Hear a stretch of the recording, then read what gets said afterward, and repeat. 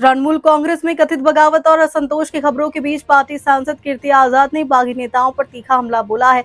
दिल्ली में मीडिया से बातचीत के दौरान उन्होंने पार्टी के खिलाफ आवाज उठाने वाले नेताओं को गद्दार बताते हुए इस्तीफे की चुनौती दी। कीर्ति आजाद ने कहा कि अगर उनमें राजनीतिक नैतिकता है तो वे सांसद पद छोड़कर बीजेपी के टिकट पर चुनाव लड़े।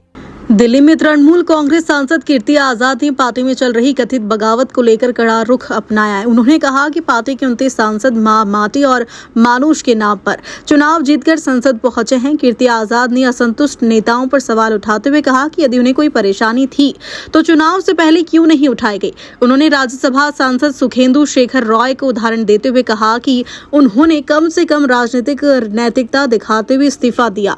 कीर्ति आजाद ने बागी नेताओं को चुनौती देते हुए कहा कि यदि उनमें भी राजनीतिक नैतिकता है तो वे अपने पदों से इस्तीफा दें और बीजेपी के टिकट पर चुनाव लड़कर जनता के बीच जाएं। उनके इस बयान के बाद टीएमसी के भीतर जारी विवाद और राजनीतिक बहस को नया बिल मिल गया है। मैंने बहुत अच्छे से आपको विस्तार में कह दिया है।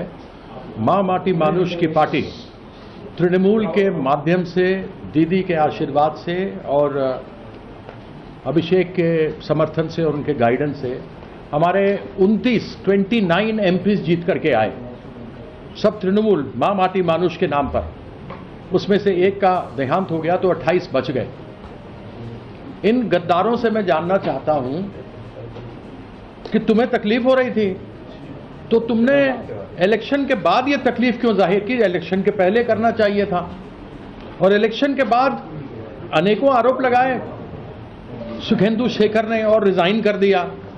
उसका आरोप लगा, सही है गलत है वो तो अलग बात हो गया, लेकिन कम से कम उसने एक पॉलिटिकल एथिक्स दिखाया कि वह जिस पार्टी में था, जिस सिंबल के साथ राज्यसभा में एमपी था, उसकी समस्या थी, उसने रिजाइन कर दिया। तुम्हारे में भी अगर पॉलिटिकल एथिक्स है तो तुम भी रिजाइन कर दो उसकी तरह और आ जाओ बीजेपी के टिकट पर लड़ने के लिए। एक स्वतः स्पष्ट है जो कॉन्स्टिट्यूशन का 10वां नंबर उन्होंने बताया है और इसकी रूलिंग भी है कोर्ट में कि एनडीए एक गठजोड़ है, पार्टी नहीं है। पहली बात तो आपने बताया नहीं कि आपके नंबर कितने हैं, 2/3 हुए या नहीं हुए, नहीं तो आप अभी तक निकाल दिया होता। क्या चिट्ठी आपने स्पीकर को दिया वो बता दिया होता, वो सब चीजें मालूम नहीं।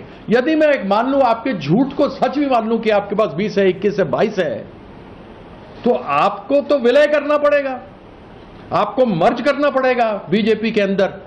तो क्या बीजेपी के अंदर मर्ज करोगे और आपका वो कार्यकर्ता जो खून पसीना एक करता रहा, कुछ पहली बार बने, कुछ तीसरी बार बने, बहुत सारे एमपी तो चौथी बार बने हैं, क्या उन कार्यकर्ता को जब बीजेपी के गुंडे मारेंगे तो तुम उनके साथ बैठकर उनका समर्थन करोगे? उन कर्मियों को तुम मार दे खाते हुए देखोगे? इस प्रकार की गद्दारी, जिस थाली में खाया उसी में छेद।